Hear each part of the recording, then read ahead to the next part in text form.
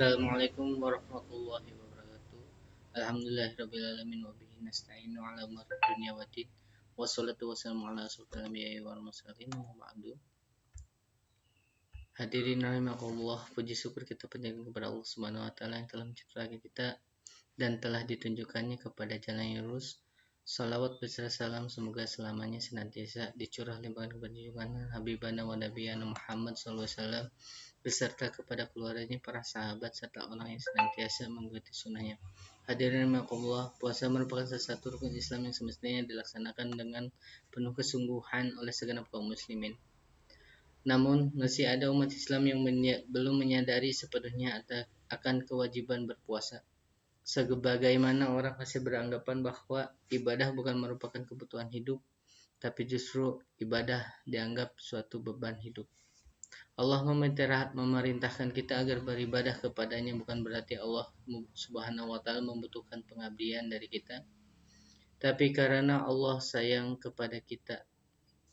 Allah memerintahkan kita untuk melaksanakan berbagai kewajiban ibadah karena justru kitalah yang membutuhkan ibadah itu, baik untuk kehidupan di duniawi melalui hikmah ibadah itu sendiri maupun untuk kehidupan di akhirat berupa pahala yang telah dijanjikan oleh Allah Subhanahu wa taala.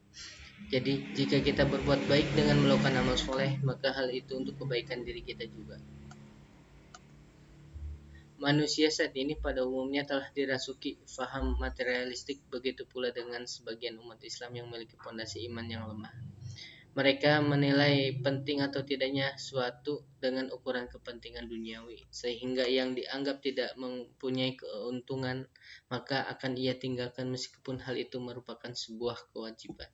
Oleh karena itu, di samping memahami kewajiban puasa melalui dalil syar'i baik Al-Quran maupun Al-Hadis, kita pun harus memahami hikmah-hikmahnya. Hadirin rahimakumullah, tak ada sesuatu pun yang diciptakan oleh Allah Subhanahu wa taala yang merupakan sesuatu yang sia-sia. Begitu pula apapun yang diperintahkannya kepada kita. Semua mengandung hikmah baik yang langsung kita rasakan maupun yang tidak kita rasakan. Sehubungan dengan hal ini, Allah Subhanahu wa taala menyatakan di surat Al-Imran ayat 191, alladzina yadhkurunallaha qiyaman wa qu'udan wa 'ala junubihi wa yatafakkaruna fi khalqis samawati wal ardi rabbana ma khalaqta hadza batilan subhanaka faqina 'adzabannar. Artinya yaitu orang yang mengingat Allah sambil berdiri atau duduk atau dalam keadaan berbaring, dan mereka memikirkan tentang penciptaan langit dan bumi. Saya berkata, ya Tuhan kami, tiadalah Engkau menciptakan hal ini dengan sia-sia. Maha suci Engkau, maka peliharalah kami dari siksa neraka. Begitu pula dengan ibadah puasa yang diwajibkan kepada setiap hamba yang beriman. Ibadah ini memiliki banyak hikmahnya yang berhubungan dengan masalah kesehatan jasmani, kesehatan rohani maupun sosial. Adapun hikmahnya yaitu menjaga kesehatan alat pencernaan.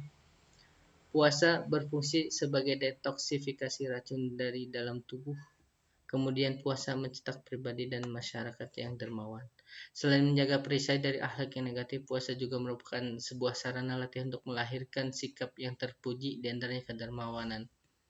Kedermawanan sendiri yang timbul setelah manusia mendapat taujih Rabbani, seperti firman Allah dalam surat Al-Ma'arij ayat 19:25.